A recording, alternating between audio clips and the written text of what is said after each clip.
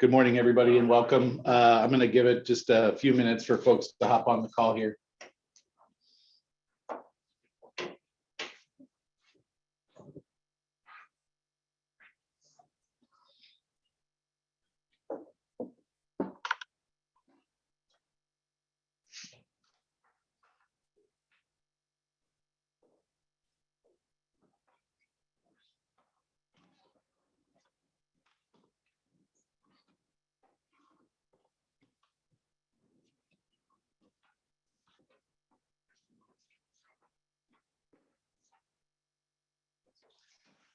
Well, good morning, everybody. Hopefully there's not too much background noise. For those who don't know, I'm Mark Baltzell. I'm the statewide salmon and steelhead manager. We're here for our second check-in from the PFMC meeting, the second PFMC meeting in CTAC this year. A bunch of staff are here in person to meet with our co-managers and other folks in season, or in person, sorry. So glad to have everybody here. We're going to provide kind of a brief overview update of happenings yesterday and get through some of the where we are currently with modeling. So I'll just start and maybe do a quick check through of events from yesterday. So we had a meeting with our co-managers in the morning, really just to talk about what was going forward from the Salmon Advisory Subpanel. And then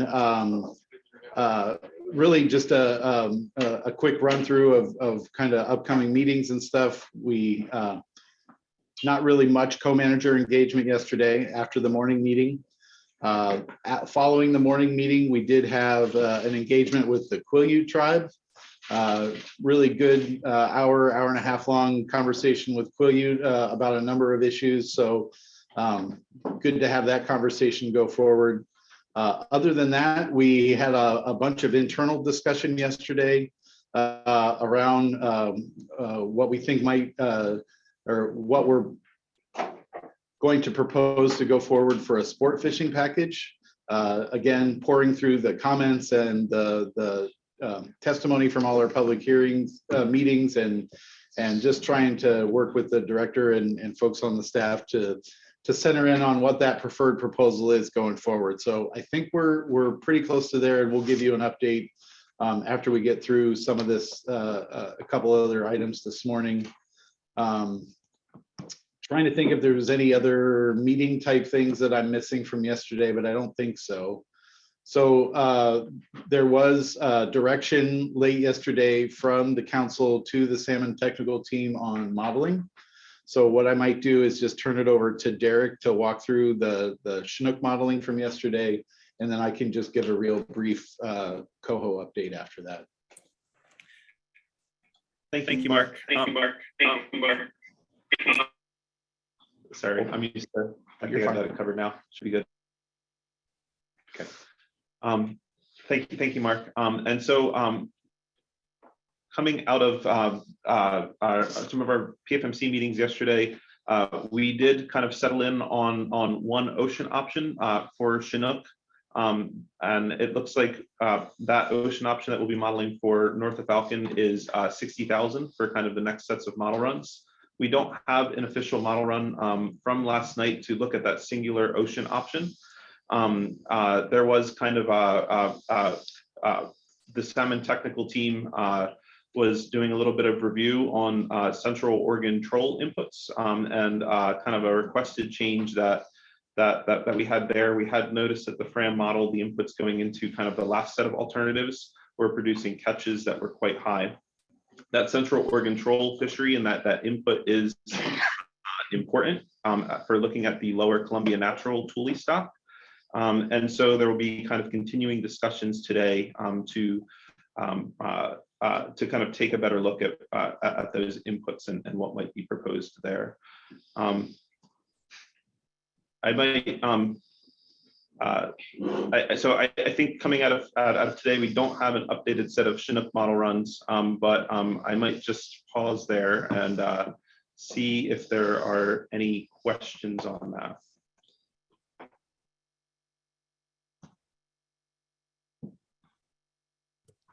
Just a reminder for folks on the phone, *9 to raise your hand. And if you're on a computer, you may need to click the reactions tab at the bottom of your screen. Derek, it looks like you're good for right now.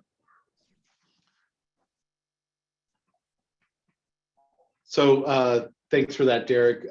There was a small downward adjustment in the coho quota on the ocean. And again, we don't have kind of those official modeling results, but what I heard from Kyle Vandegraff from the STT this morning was that it brought our Thompson rate down below 10%.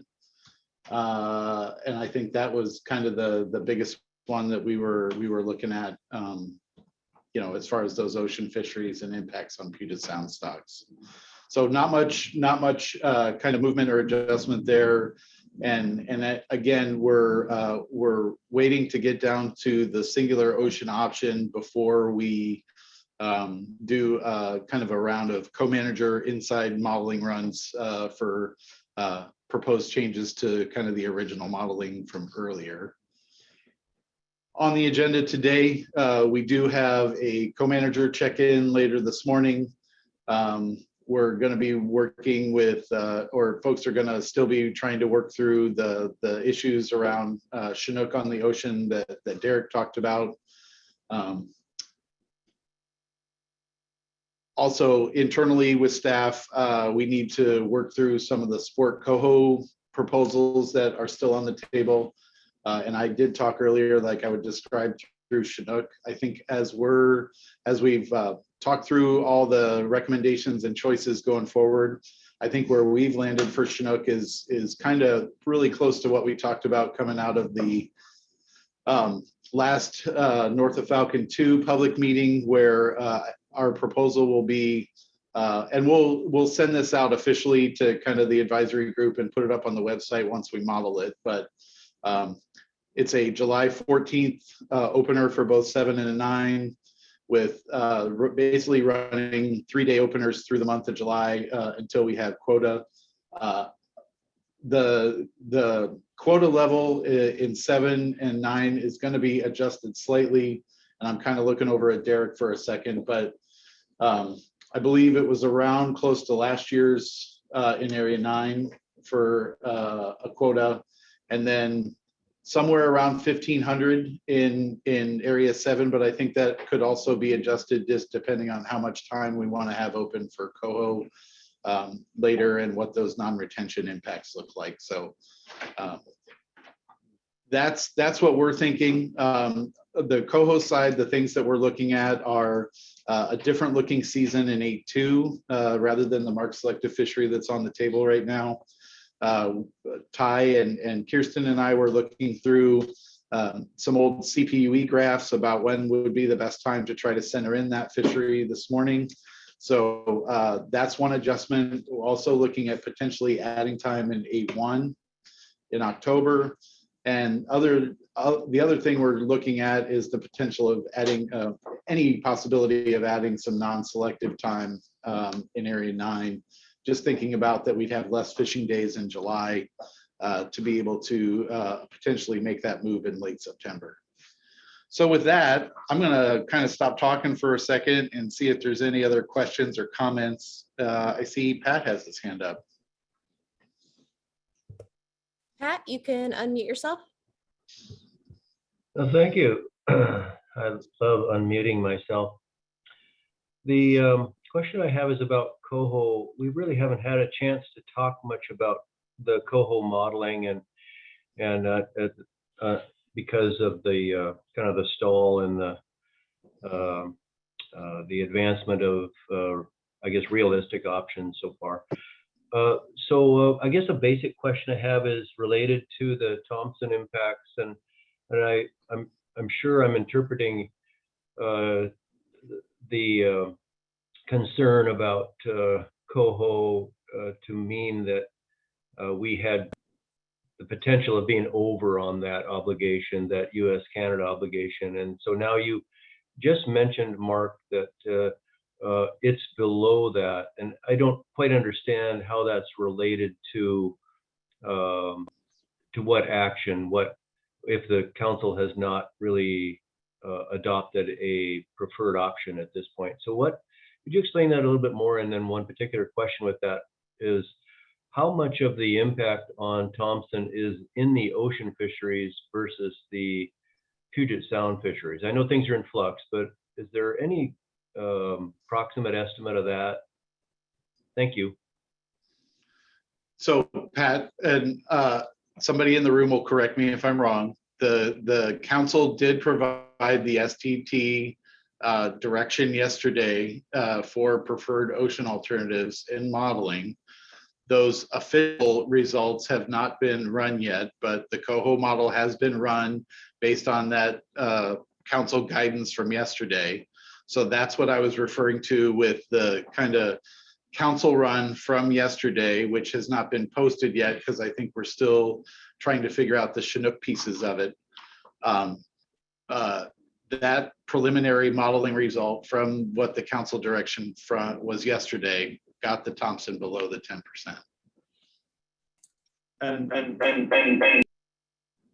Sorry, everybody.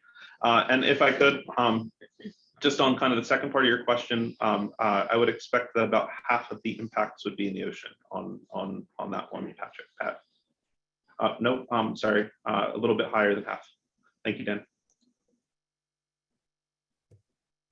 Okay, thank you very much. And I'll look at the model runs when they are available. Thank you. Thanks, Pat.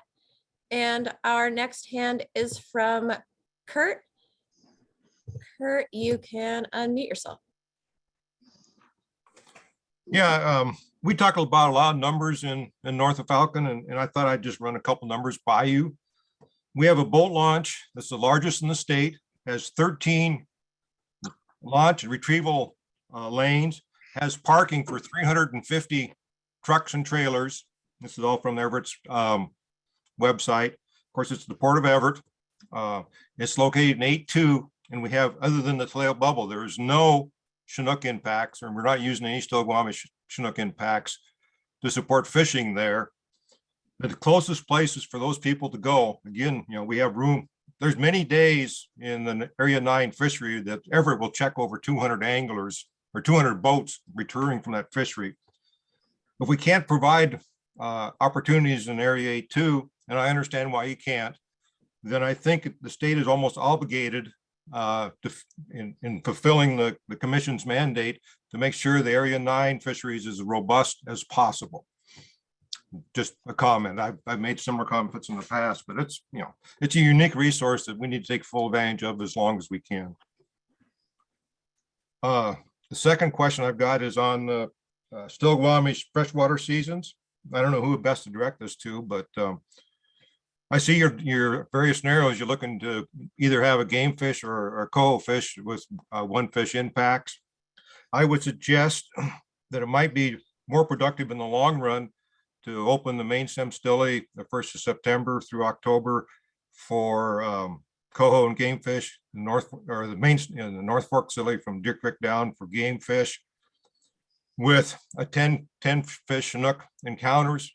If the state will follow through with the intensive monitoring that you talk about, you would be dealing with those fisheries like we have the marine water fisheries, and we'd be able and maximize the benefits from your monitoring by actually establishing what the encounters would be, and be able to more intelligently craft seasons in the future. I think it's a way of providing opportunities. I'm guessing you would provide you at least September. I suspect it'll probably provide you both months, but I think it's a way to get there to where we get some answers to potentially have fishing in the past. And I'm still interested to see in 6 of the last 8 years, the Still-Guamish tribe has scheduled commercial 5-day-a-week coho seasons in September and October on the Still-Guamish River. I'd like to know how many Chinooks they report encountering in that fishery. I find it hard to believe that they're encountering 10 fish, and I find it even harder to believe that a recreational fishery would encounter more fish than a 5-day-a-week, potentially 5-day-a-week commercial fishery. And I just like to see that information. I'd be more than willing to send an email to someone. I don't know who's leading the negotiations on that, but if you let me know, I'll send an email to that direction. Well, Kurt, I'm one of the leaders, so you can feel free to send it to me. We've had a number of discussions about the Stilly freshwater fisheries proposed. I think you centered in on, Kurt, one of the things that we're both excited about and concerned about at the same time. And that's the freshwater monitoring package. I think we're excited because we're going to have boots on the ground. We're going to have, as you stated, really good indication of what those encounters are within that fishery. As folks know that we've talked about since February, that part of the long-term management plan there is that we have a conservation payback, and that's for all fisheries, including the freshwater fisheries. So I think you centered in on where we have our big concerns, Kurt, is although we believe, as you do, that those encounters and impacts are very low, there's always that chance that run timing may be different, or the fish are holding for low water conditions or other things that could affect where fish are in the river. And I think we just have that big concern where all of a sudden we have a day or two where we get a lot of encounters, and that sets us up for having to make some tough choices in the future. So share your concerns. I think we've been looking at how we can craft opportunities for both game fish and coho and try to make it work within the framework. So we'll try to track down what those numbers are for Stilly encounters in their fishery. And make sure that you have that info, Kurt, but just some insight as to where our heads are at too. I think we're likely in a similar place there. Yeah, I mean, it just seems reasonable to me that if we did understand what the encounters were in the fisheries, we have to have the fisheries occurring when there's actually critters in the creek. By the 10th of September, you're reaching peak spawning of the Chinooks and the upper Stillaguamish up there. So I don't know, the timing's a big issue, and I just thought the best way to get there would be some in-season management adjustments based on the creels you get. And if it was necessary, run a 5-day-a-week season, say Wednesday through Sunday, give you 2 days to update the catches and be able to answer the tribal questions of what your encounters are. In a perfect world, I wouldn't include jack encounters, but I recognize we're not living in a perfect world. But the recent returns to the White Horse Hatchery is where they get more jacks back than the general population. So I think there's lots of surplus jacks, but that'll be a battle for another day, I'm sure. I'm sure I could get a few folks to fill out volunteer reports on their fishing in the river if the folks can get back to me and what that form may look like. And we could do it either, on paper forms or submit it on a electronically daily, if that would be of value. And thanks for your time. I appreciate all you guys do. Thanks, Kurt. So I've been looking over at Dr. Simonson. I'm pretty sure that we can get you and the folks that are interested in those fisheries, both paper forms and or electronic links of whatever works for you guys to help us get some info. We'd really appreciate it. Do I need to send you an email or you pretty much have enough? Yeah. You got enough stuff coming over at you. Thanks. Yep. Looks like our next hand is from Shannon. Shannon, you can unmute yourself. Yeah, good morning. You picked me up? Yeah, we can hear you. So I want to go back to this question of Thompson coho.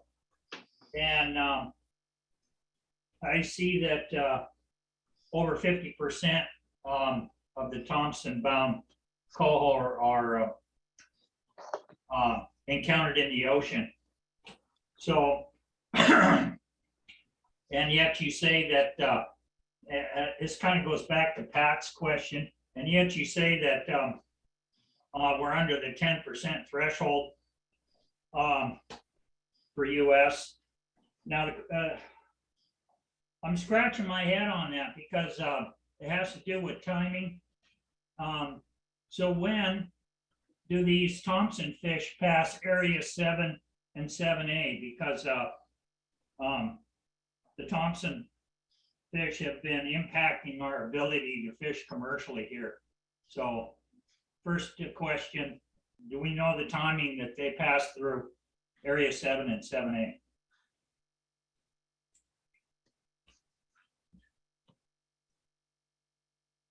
I don't have a good answer for that question right here, right now, Shannon. Okay, so what I'm gonna forward on is that this is a continued problem for us commercial guys. We're on the water very little, and that question needs to be answered. My take on that from years of fishing at Lummi Island is those Thompson fish pass by Lummi Island, or let's put it this way, they used to. The middle of September. So when we have fisheries on chum salmon, once every 4 years, maybe if we're lucky, Fraser chum, we have to throw those darn things back. And so, you know, commercial fishermen do not like throwing fish back that they can sell and put on the market to feed our clients. So I'm just going to pass that on. I think you allow the Lummi Island reef netters to take them. Is that correct? They have a 500 fish cap, Shannon. Okay, so we used to have, back in the day, we used to have a cap of 3,000 for the entire fleet. And now we only have one user group with a 500 cap. So, you know, I've been talking about this for years, so let's consider it. And if the problem is in the ocean, it should stay in the ocean. Okay, thank you. Thank you, Shannon. Our next hand is from Zachary. I have made it so you can unmute yourself. Hi guys, how are you doing today? Great, Zachary. Thanks for joining us. Awesome. So I'm just wondering, has there been any movement on this potential for like a shore fishing only Marine Area 9 coho, like October fishery? I know we mentioned that, you know, back. I was just wondering if that's something that's sort of on the table or not at this point. So, no, it's not on the table. I did it's funny that you brought this up. Yesterday, I had Dr. Simonson here on the screen, as well as our kind of data guru, Mark Selective Fishery Biologist, Ty Garber, looking at some of our historical data for monitoring programs for shore fisheries in Area 9. There have been past fisheries opportunities where we've had shore-only opportunities. We've tried to get at some different catch and effort and encounter estimates through the years. So I did ask them to kind of dust off some of that work, and let's be thinking about maybe not for this year, but how we could extend a season for shore fishers in Area 9 in the future.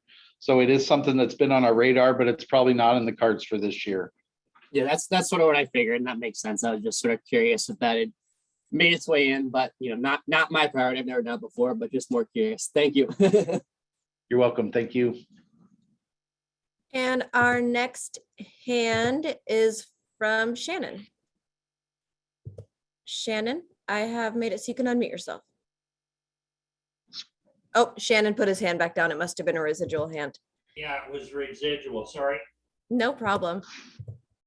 And that is our last hand for right now. So just a reminder, if you're on the phone, *9 to raise your hand.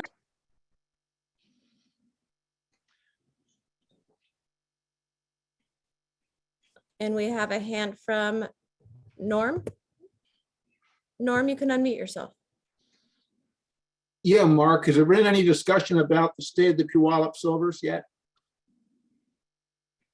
And how that might affect our coho fisheries? in area 10 and area 11?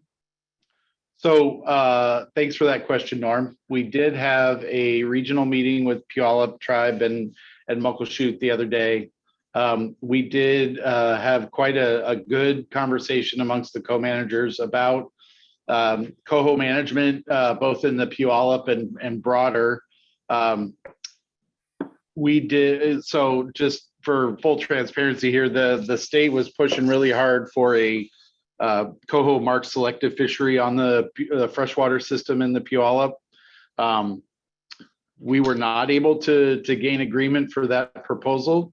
So I think Gabe Madel, the bio there, and James Losley, the regional program manager, and I are gonna regroup and potentially look at shaping the freshwater opportunity a little bit, just to try to ensure that we're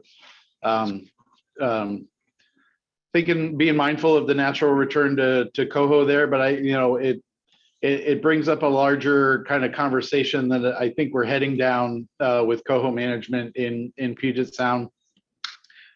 I've seen this coming for a number of years. That's why the state actually started ramping up its sampling and monitoring efforts in coho time periods to ensure that we were kind of capturing what that sport impact really is, and to do that kind of going forward.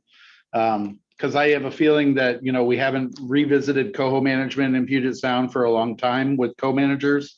And I see since 2015, we've had a number of stocks that have been kind of chronic concerns for us. And this year, again, we see some low predicted returns to South Sound coho that we're concerned about. So I don't think that as things are currently modeled or proposed that Puyallup or South Sound coho are going to limit pre-terminal fisheries, but it is something that we're going to be mindful of. Thanks, Mark. I lost my computer connection right in the middle of all this. So the gist of it is, Norm, is that the Puyallup coho situation should not limit pre-terminal fishing for coho in 10 and 11.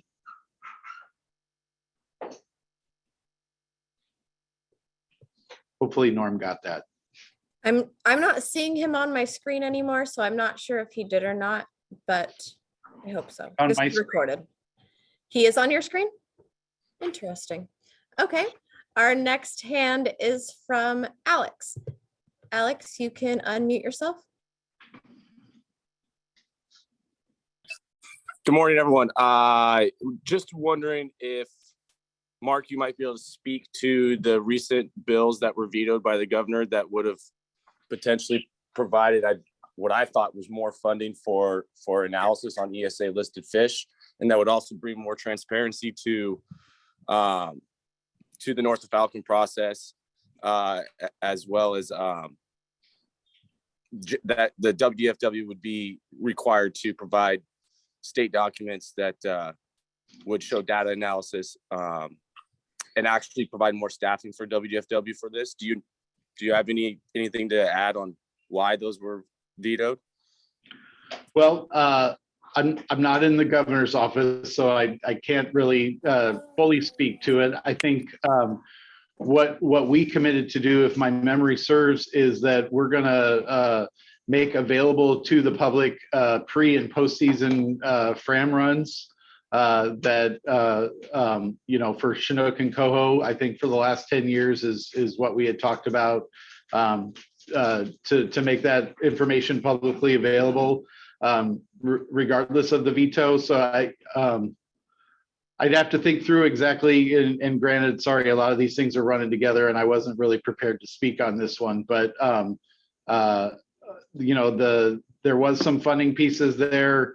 I think when our legislative liaison contacted us, we told him kind of what we could do within a given time frame and those kind of things, and kind of the result was what the governor put out. So would it be safe to say that WDFW could benefit from extra funding to supply more staffing for the North Falcon process and to provide more staffing or funding to effectively provide even more data analysis on these ESA listed fish? Yes, and I would argue that the legislature and the governor did that in a pretty large way this year with the funding package that went forward. We're adding quite a few positions, even to my team. I think in that total package, the intergovernmental salmon team got about $6 million to spend in the next year, and a bunch of ongoing funding with that too for staffing and other positions. So I would say that the legislature and the governor did do that through this supplemental session.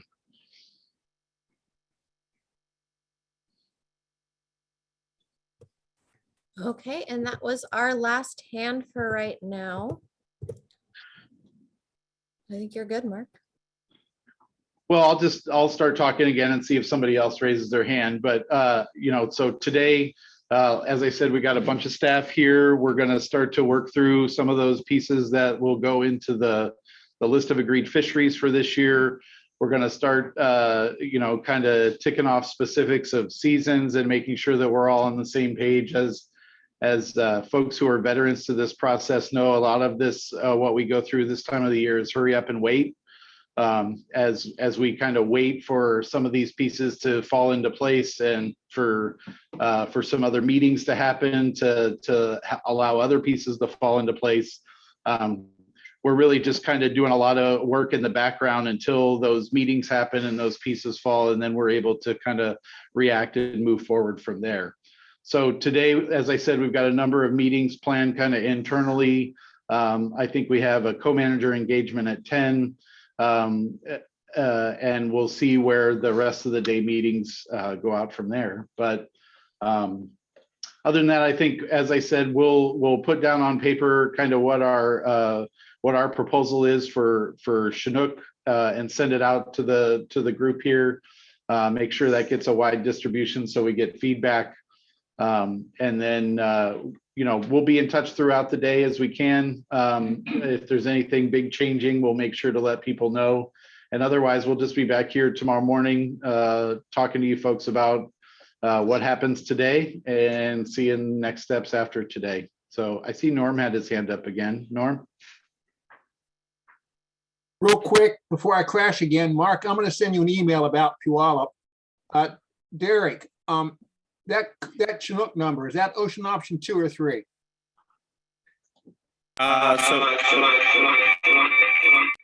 I'm sorry, guys. I'm so used to hitting my unmute button on the Zoom.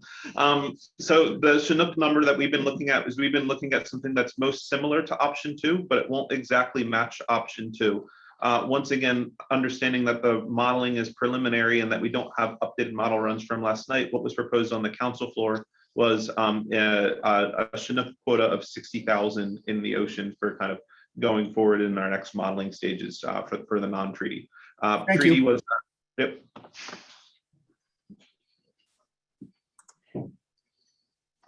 Great. Well, Leah, thank you for joining us on a Saturday. I'm sure your boys can come out of their room now and stop playing video games. And thanks everybody for being here. We'll be in touch, and thanks for your time and your feedback. Have a good morning.